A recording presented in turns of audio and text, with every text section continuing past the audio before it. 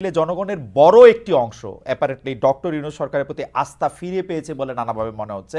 আমার যারা বিএনপি বা জামায়াত যে করেন যেসব পরিচিতরা নেতৃবৃন্দরা তারাও অনেকে বলছেন ডক্টর ইউনূসের প্রতি এই দেশের মানুষের কিছুটা আস্থা বেড়েছে, অ্যাপ্রুভাল রেটিং অনেক বেড়েছে বলে মনে হচ্ছে।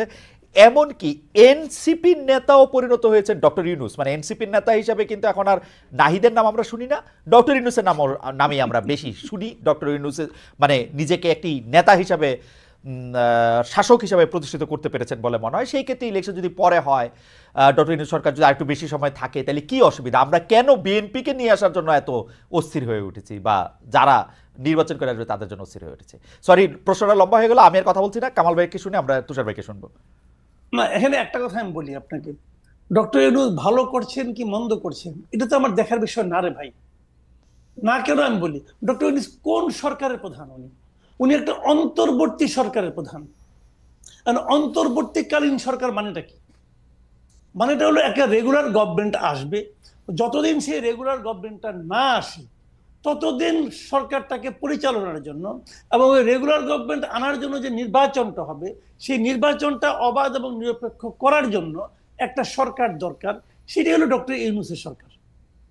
এই কথা কিন্তু মাথায় রাখতে হবে। কাজে এই সরকার তো রেগুলার গভর্নমেন্টের মতো কাজ করবে না। এবং অন্তর্বর্তী সরকার, আপনি যেগুলো আমরা সাফল্য বললাম, আমরা কিন্তু এগুলি একটাও অস্বীকার করছি না। রমজানের শাকসবজির দাম কম ছিল, কোনো সন্দেহ নাই। চালের দাম কি কম ছিল? তেলের দাম কি কম ছিল? ছিল না। এখন আপনি বলবেন যে চাল তেল নিয়ে কিন্তু কামাল ভাই গত রমজানে সবকিছুর দামই বেশি ছিল, চালের দামও বেশি ছিল, শাকসবজির দামও বেশি ছিল। এবার শাকসবজির দাম কম, এটা আমাদের জন্য একটা রিলিফ না? রিলিফ, অবশ্যই রিলিফ, আমি অস্বীকার করছি না। রমজান তো শেষ, এখন কি হচ্ছে শুনেন। আমার কাছে ওই দিন এক ভদ্রলোক 3টা রিসিপ্ট পাঠাইছে, 3টা রিসিপ্ট। একটা রিসিপ্ট সে মোহাম্মদপুরের একটা দোকান থেকে, মায়ের দোয়া নামে একটা চাউলের দোকান, সেই দোকান থেকে সে জানুয়ারি মাসের 3 তারিখে 25 কেজি চাউলের এক বস্তা চাউল কিনছে 1740 টাকা দিয়ে। সেই একই দোকান থেকে সেই একই চাল, একই পরিমাণ চাল উনি ফেব্রুয়ারি মাসের 1 তারিখে কিনছেন 1950 টাকা দিয়া। সেই একই দোকান থেকে একই পরিমাণ চাল 25 কেজি চাল উনি এপ্রিল মাসের 7 তারিখে কিনেছেন 2155 টাকা দিয়া। কথাটা খেয়াল করেন, 4 মাসের ব্যবধানে চাউলের দাম 1700 থেকে 2100 টাকা হয়ে গেছে, কিন্তু একই দোকানে একই জায়গায়। কাজে এটা হলো রিয়েলিটি। আর গতকালকে তো আপনার তেলের দাম বেড়ে গেল 1 লাফে 14 টাকা। তো এখন আপনি যদি বলেন না তেলের দাম কম আছে, চাউলের দাম কম আছে, দাম বেড়েছে কিন্তু আমাদের ক্রয় ক্ষমতা বেড়েছে, বলতে পারেন ভাই। অনেক কথাই আগেও শুনেছি, এখনো শুনতে পারি। সেগুলি এক জিনিস। বিষয়টা কি হয়েছে আমি বলি, ডক্টর ইউনূস হলো একটা অসাধারণ পিআর পার্সন। উনি জানেন যে কিভাবে পিআরের কাজগুলি করতে হয়। সোশ্যাল মিডিয়ায় এক ধরনের হুজুগ উনি চালাচ্ছেন খুবই প্ল্যান্ড ওয়েতে, খুবই। কিন্তু একটা কথা মাথায় রাখতে হবে ভাই, মাথায় রাখেন, যারা সোশ্যাল মিডিয়ায় এগুলি করে তারা কিন্তু বাজার করে না। বাজার করে বাবা, রান্না করে মা, ছেলে খায় আর খেতে খেতে স্ট্যাটাস দেয়। এটা মাথায় রাখতে হবে ভাই। এটাই বাংলাদেশে এখন হচ্ছে। কি হচ্ছে বাবাকে জিজ্ঞাসা করেন যে বাজার করতে যায় তার কি হয়েছে। আমি কিন্তু বাজার করি না কামাল ভাই, আমি গত পরশুদিন বলি আপনাকে, গত পরশুদিন আমি এমন কোন সবজি পাই নাই যার দাম 80 টাকার কম। আমি পাই নাই ভাই, আমি নিজে কিনেছি। আমি কিন্তু একজনের কাছে শুনে বলতেছি না। না কিন্তু কামাল ভাই, একমাত্র টমেটো পেয়েছিলাম 50 টাকা কেজি। কিন্তু কামাল ভাই, টমেটো ছাড়া আর প্রত্যেকটা জিনিসের দাম 80 টাকা কেজি। কিভাবে কমলো ভাই? কিন্তু কামাল ভাই বলেন কিভাবে কমলো? না না ঠিক আছে, কিন্তু কামাল ভাই আমি আপনি দুজনই, আপনি আমার থেকে অনেকখানি বড়, কিন্তু আমরা আসলে এই সরকারগুলিকে খেয়াল করি। তো এই আওয়ামী লীগ সরকার, তার আগে যখন বিএনপি সরকার ছিল, তাদের যে মানে তৃণমূল পর্যায়ে তাদের যে বাহিনী আছে, সেটা ছাত্রদের হোক, যুবদের হোক, এটার হোক, তাদের একটা বড় চাঁদাবাজি এবং পাওয়ার এক্সারসাইজ করার একটা সিন্ডিকেট আছে। আমাকে আমার একজন গ্রামীণ বন্ধু ফোন করে সেদিন বলেছিলেন যে তোমরা তো গ্রামে আসো না, তোমরা বুঝবা না যে আমরা তো এই চাঁদাবাজি থেকে এখন মুক্ত আসি। এখন তো কেউ আমাকে এসে দলের মানে উনি হ্যাডাম শব্দটা ব্যবহার করছেন, সেটা দেখাচ্ছে না। সমন্বয়কদের ওই গ্রাসরুট লেভেলে এরকম দল নাই। তো এইটা তাদের জন্য একটা স্বস্তির। এইটা আমরা কেমনে বুঝবো? আমরা শুধু তথাকথিত নির্বাচন এর নাম দিয়ে এটাকে আমরা আসলে, না, আমি আপনার সঙ্গে কিন্তু একদম দ্বিমত করছি না। ওই পর্যায়ের এই ছুটকা ফাটকা চাঁদাবাজি এখন আসলে ওইভাবে নাই। ঢাকার রাস্তাতেও এই ফুটপাতে বাদামওয়ালাকেও কিন্তু প্রতিদিন 100 টাকা করে চাঁদা দিতে হতো আগে, যে নাকি চীনা বাদাম বিক্রি করে। ওইটা এখন নাই, আমি নিজে চেক করে দেখেছি, ওগুলি নাই। এটা হলো একটা পজিটিভ দিক। কিন্তু একটা কথা আপনাকে মাথায় রাখতে হবে, সেই জিনিসটা হলো আমি কিন্তু বাংলাদেশে ডক্টর ইউনূস সরকারকে হাসিনা সরকারের সঙ্গে তুলনা করব না। হাসিনা সরকার তো আমার কল্পনার চেয়েও খারাপ সরকার ছিল। তাদের দৌরাত্ম্য, তাদের দাপট, তাদের অনিয়ম, দুর্নীতি, এটার সঙ্গে আমি পুরো সরকারকে তুলনা করব না। সেটা এক জিনিস। ওইখান থেকে আমরা মুক্তি পেয়েছি। মুক্তি পাওয়া মানে এইটা এখন যে পেয়েছি এটাই যে আমাদের প্রাপ্তি, এটাই যে আমাদের প্রত্যাশা, তা কিন্তু নয়। আমরা কিন্তু নিয়মতান্ত্রিক সরকার চাই। কেন চাই সেটা আমি বলি। কোন আপনি যতক্ষণ পর্যন্ত আপনাকে রেগুলার পলিটিক্যাল গভর্নমেন্ট না আসবে, ততক্ষণ পর্যন্ত এই দেশে কোনো বিনিয়োগ আসবে না। আপনি সিঙ্গাপুর থেকে স্মার্ট লোক নিয়ে আসেন আর 41,000 উপরে থেকে ঝাঁপ দেওয়া লোককে নিয়ে আসেন, ভাই কোনো লাভ হবে না। উনি ওই মানে একটা অনুষ্ঠানে পরিচালনা করবেন, টুকটাক ইংরেজি বলবেন, হয়ে গেল। স্মার্টলি হাঁটবেন, হয়ে গেল। বিনিয়োগ আসবে না ভাই। পলিটিক্যাল গভর্নমেন্ট ছাড়া রেগুলার গভর্নমেন্ট যারা বিনিয়োগ করবে তারা কিসের উপর ভরসা করে করবে? করবে না। কাজে আপনি সেজন্য আপনার এখানে একটা রেগুলার পলিটিক্যাল গভর্নমেন্ট আসতে হবে। কথা বলছি, ডক্টর ইউনূস যদি ভালো হয় উনি এই ক্যাবিনেট নিয়ে ইলেকশন করুক না, অসুবিধাটা কি আছে? আচ্ছা, আরেকটা কথা, সেটা হলো এই ইলেকশন এদের প্রতি সাধারণ মানুষের ম্যান্ডেট আছে কিনা তারও তো একটা প্রমাণ হওয়া দরকার আছে। আপনি তো গাইড জোরে বলতেছেন জুলাই অভ্যুত্থান, আপনি গাইড জোরে বলতেছেন। কে নিয়োগ করছে? ডক্টর ইউনূস নিজেই বলছে তাকে নিয়োগ করছে ছাত্ররা। ছাত্ররা এখন কই? ছাত্ররা মিটিং রাখলে তো 100 লোক হয় না। তাহলে ওরা নিয়োগ করতে হয় তো শুয়ে পড়ছে, এটা কয়ে তো লাভ নেই ভাই। ওকে, কারণ ভাই আমি আপনার কাছে আসবো। আমি এই প্রশ্ন নিয়ে তুষারের কাছে একটু জানতে চাইবো যে তুষার ভাই আপনি কি মনে করছেন? সবজির দাম কম কিংবা বাজারে কিছু জিনিসপত্রের দাম গ্রহণীয় পর্যায়ে থাকাটা আসলে যতখানি না এই সরকারের কৃতিত্ব, তার চাইতে এটা হচ্ছে একটা আলামত আওয়ামী লীগ সরকারের দুর্নীতির। এই যে সিন্ডিকেট, জিনিসপত্রের দাম বাড়িয়ে মুনাফা করা, চাঁদাবাজি করা রাস্তার উপরে, এই জিনিসগুলো নাই। কারণ যারা এগুলি করতো তারা পালিয়ে গিয়েছে অথবা তারা গা ঢাকা দিয়েছে। ফলে এই যে জিনিসপত্রের দাম কমে এসেছে, এটা বরং প্রমাণ করেছে যে আওয়ামী লীগ কত দুর্নীতি করতো এবং কত খারাপ একটা সরকার ছিল। ফলে এই কৃতিত্বটা কেমন, এটা হচ্ছে এইরকম যে আপনার শরীরে একটা রোগ জীবাণু ছিল, রোগ জীবাণুটা বের হয়ে যাওয়াতে আপনার নর্মাল টেম্পারেচার ফেরত এসেছে, কিন্তু আপনার পাশে যিনি বসেছিলেন তিনি কৃতিত্ব নেওয়ার চেষ্টা করছেন যে এই যে আপনার নর্মাল টেম্পারেচারে ফেরত এসেছেন আপনি, এটার জন্য উনি দায়ী। আসলে ওই শরীর থেকে জীবাণু পালিয়ে যাওয়ার কারণে এটা ঘটেছে। এটা হচ্ছে আমার ব্যক্তিগত অ্যানালিসিস। কিন্তু আমি মাসুদ কামাল ভাইয়ের সাথে একমত, চালের দাম কমে নাই। আমি নিজে যেহেতু চাল কিনি আমি দেখেছি চালের দাম বেড়েছে, তেলের দাম বেড়েছে, আরো নিত্য প্রয়োজনীয় বহু কিছুর দাম বেড়েছে। এইবার কেন জানি বাংলাদেশের মানুষ খেজুর নিয়ে কোনো শব্দ করে নাই, খেজুরের দাম বেড়েছে, ছোলার দাম বেড়েছে। ফলে ইফতারের পণ্য নিয়ে এবার আমি দেখলাম যে খুব একটা মানুষ শব্দ করে নাই। আমি বুঝলাম যে বাংলাদেশের মানুষের সবচেয়ে প্রিয় ইফতার হচ্ছে বেগুনি। বেগুনের দাম কম ছিল। বেগুনের দাম কম থাকায় অন্যান্য ইফতারের পণ্যের যে দাম বেড়েছে সেটা তারা হিসাবে নেয় নাই। ডালের দাম বাড়তি, ভালো ডালের দাম কিন্তু অনেক বেশি। এইবার কি খেসারি ডালের পেঁয়াজও খেয়েছে কিনা সবাই আমি জানি না।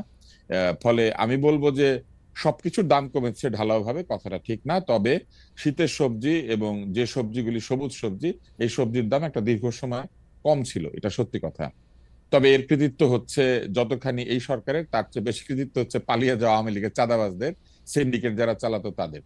এইবার অন্য বিষয়টাতে আসি, সেটি হচ্ছে যে আমরা আসলে জুলাই বিপ্লবের যে চেতনার কথাটা শুনি, সেই জুলাই বিপ্লবের চেতনার বৃহত্তর একটি জায়গায় তো ছিল গণতন্ত্র। অগণতান্ত্রিক একটি সমাজ তো কোনোভাবেই বৈষম্যহীনতার দিকে যেতে পারে না। যে সমাজে মানুষ ভোট দেয় না এবং নিজের মানুষকে নির্বাচিত করে তার ভবিষ্যৎ নির্মাণের দায়িত্ব দেয় না, বিশেষ করে দেশের আইন প্রণয়ন যদি করে অনির্বাচিত মানুষেরা, তবে এটা পরিপূর্ণভাবে জুলাই চেতনার বিপরীত। জুলাই চেতনার আরেকটি বড় বিষয় হচ্ছে এক ধরনের বৈষম্যহীন নিয়োগ এবং বৈষম্যহীন ব্যবস্থা কায়েম করা। আমরা দেখেছি ঢালাওভাবে তদবির চলছে। স্বাস্থ্য খাতের কথা আমি বলতে পারি সরাসরি, কেননা এই বিষয়ে আমার কাছে অনেক বেশি ইনফরমেশন আছে। স্বাস্থ্য খাতে বিনিয়োগ এবং নিয়োগ দুই জায়গাতেই বাণিজ্য চলছে। আপনি দেখবেন যে হঠাৎ করে একজন লোক এসে বলেছেন যে 26,000 কোটি টাকা তিনি স্বাস্থ্য খাতে বিনিয়োগ করবেন। আমরা আবিষ্কার করলাম তিনি আসলে যুক্তরাষ্ট্রে মামলা খাওয়া একজন ব্যক্তি। আবার স্বাস্থ্য খাতে যে নিয়োগ বা বদলি চলছে, সেইখানে আমরা দেখলাম যে এসেনশিয়াল ড্রাগস থেকে অতিরিক্ত জনবল আছে এই অজুহাত দিয়ে লোকজনকে ছাঁটাই করা হয়েছে, অথচ কোনো ধরনের নিয়মতান্ত্রিক নিয়োগ প্রক্রিয়া ছাড়াই সেইখানে জনবল নিয়োগ করা হয়েছে। আমরা ওয়াসাতে একই অভিযোগ দেখেছি, এবং স্বাস্থ্য খাতে আমরা প্রচুর বদলি বাণিজ্য হতে দেখছি, যেখানে প্রচুর মানুষকে বদলি করা হচ্ছে এবং তার কিছুদিন পরে সেই বদলি ক্যান্সেল করা হচ্ছে। বদলি যদি যৌক্তিক হয়ে থাকে তাহলে কেন কয়েক মাসের মধ্যে সেই বদলি বাতিল করতে হবে? ফলে এক ধরনের সন্দেহজনক তৎপরতা আমরা প্রশাসনের মধ্যে লক্ষ্য করছি। প্রশাসনে আপনারা নিশ্চয়ই দেখেছেন যে ডিসি নিয়োগ থেকে শুরু করে নানান বিষয়ে এক ধরনের অভিযোগ শুরু থেকে উঠেছিল, যার কোনো যৌক্তিক ব্যাখ্যা এখনো পর্যন্ত এই সরকার দিতে পারেন নাই। সর্বশেষে তারা যে সরকারকে স্বৈরাচারী বলেন, যে আওয়ামী লীগকে তারা বলেন যে গণশত্রু কিংবা একেবারে জনগণের বিরোধী, জনবিরোধী, সেই আওয়ামী লীগের রেখে যাওয়া একটি কালাকানুন, যেটা আওয়ামী লীগেররাও কালাকানুন মনে করেন, সেটা দিয়ে মেঘনা আলম নামে একজনকে তারা গ্রেপ্তার করেছেন। তার মানে কালাকানুনগুলি তারা আবার নতুন ভাবে প্রয়োগ করতে শুরু করেছেন।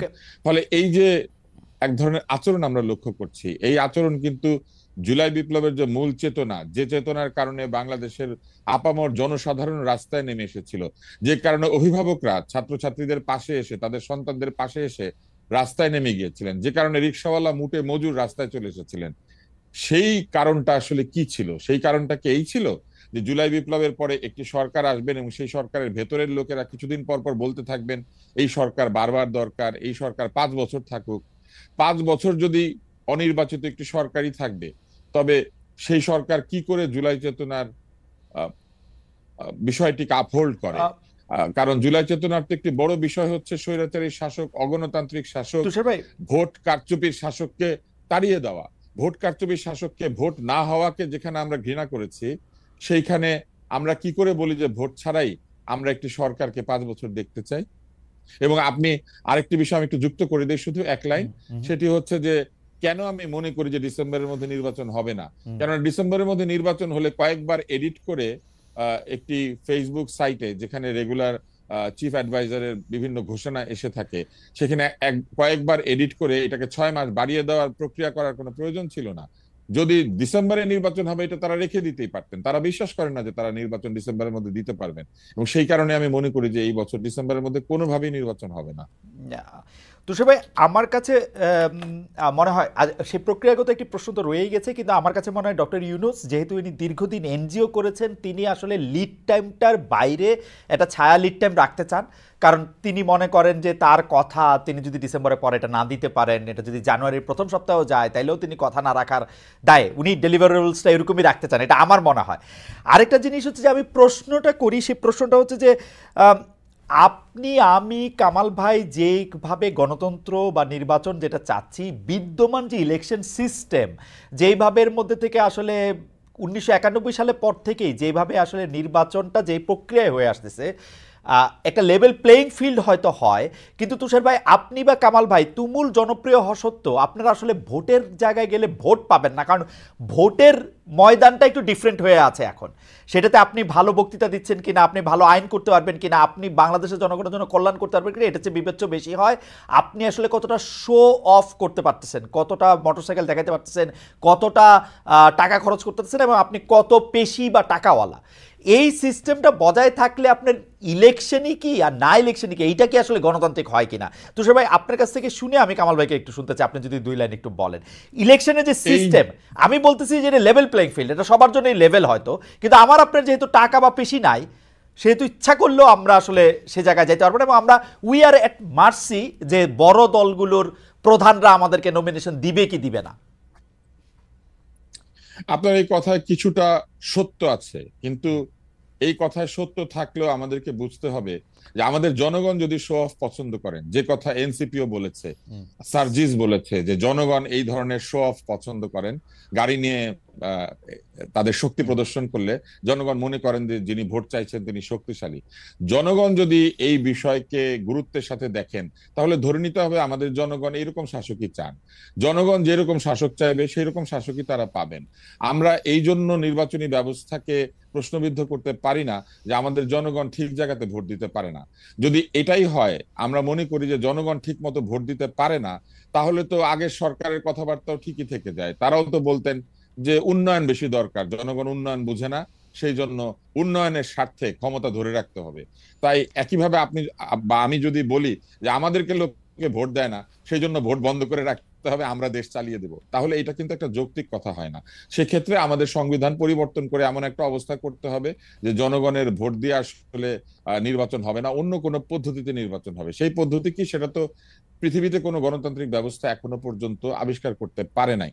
ফলে আমেরিকার মতো দেশেও, যে দেশে আপনি থাকেন, সেখানে এব্রাহাম লিঙ্কনের মতো লোক নির্বাচিত হয়েছে, আবার ডোনাল্ড ট্রাম্পের মতো লোক নির্বাচিত হয়। জনগণ যদি এই শাসককে বেছে নেয়, তাহলে লিঙ্কনের দেশে ট্রাম্প ক্ষমতায় আসতে পারে, ক্লিন্টনের দেশে ট্রাম্প ক্ষমতায় আসতে পারে এবং এসে অদ্ভুত কাজ করতে পারে।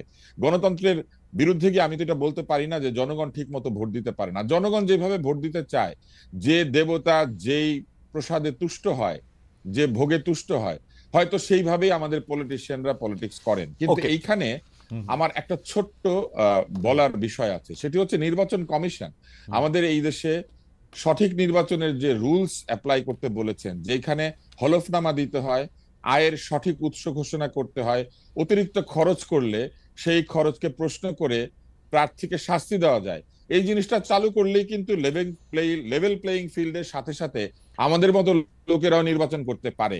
কেননা তখন কিন্তু ওই যে নির্বাচনের যে নির্ধারিত ব্যয়, তার বাইরে কোনো ব্যয় হলেই যিনি ব্যয় করবেন তার প্রার্থিতা পর্যন্ত বাতিল হয়ে যাওয়ার সুযোগ আছে।